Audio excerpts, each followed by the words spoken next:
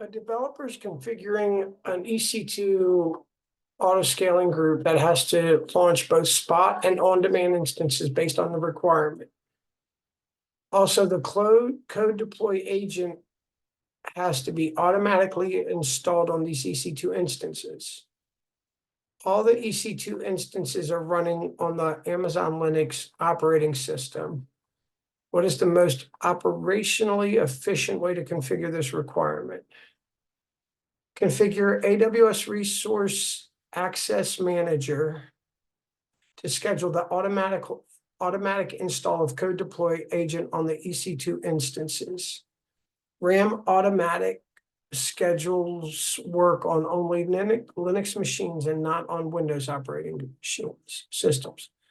Use launch configurations to configure the EC2 auto scaling group for on-demand and spot instances. Add the shell script to the launch configuration tab on the AWS console. This shell script will install the code deploy agent. Use AWS Systems Manager for installing and updating the code deploy agent automatically for spot and on-demand instances. Use launch templates to configure the EC2 auto scaling group for on-demand and spot instances. When you create a launch template, use the user data field to add a configuration script that runs when the instance starts. This shell script can in turn install the code deploy agent. Okay, use launch templates associated with EC2 to configure the EC2 auto scaling group for on-demand and spot instances. When you create a launch template, use the user data field to add a configuration script that runs when the instance starts. This shell script can in turn install the code deploy agent. Okay. Use launch configurations to configure the EC2 auto scaling group for on-demand and spot instances.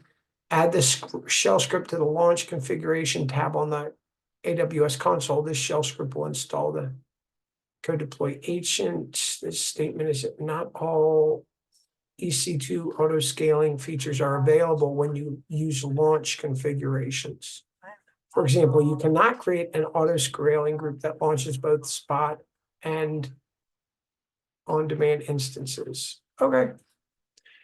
An e-commerce company has a fleet of EC2-based web servers running into very high CPU utilization issues. The development team has determined that serving secure traffic via HTTPS is a major contributor to the high CPU load. Which of the following steps can take the high CPU load off the web server? Select 2. Create an HTTPS listener on the application load balancer with an SSL termination.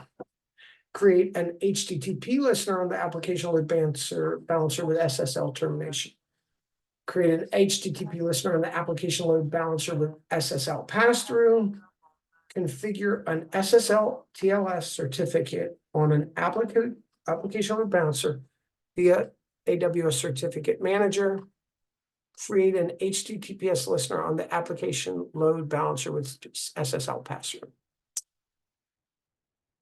Create an HTTPS listener on the application load balancer with SSL termination. Configure a certificate on an application load via AWS Certificate Manager. This offloads the CPU-intensive task of decryption from the web servers to the load balancer proxy. Yep. Okay. Your company has configured AWS organizations to manage multiple AWS accounts. Within each AWS account, there are many CloudFormation scripts running. Your manager has requested that each script output the account number of the account the script was executed in. Which pseudo parameter will you use to get this information? Motherfuck. You have an AMI that has an encrypted TBS snapshot using CMK. You want to share this AMI with another AWS account. You have shared the AMI with the desired account.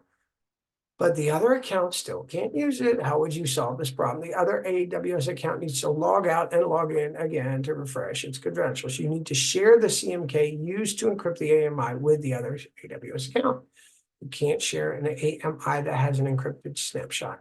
You need to share the CMK used to encrypt the AMI with the other AWS account. Okay, one more.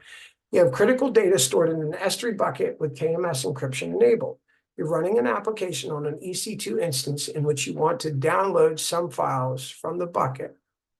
So you have created an IAM role with S3 get object permissions and attached it to the EC2 instance.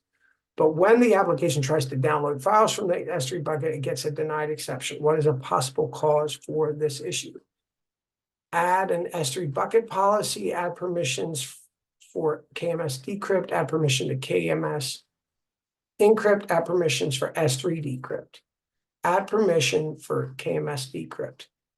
Because the bucket encrypted using KMS, you must give permissions to the EC2 instance to access the keys and to make decrypt operations. Wonderful.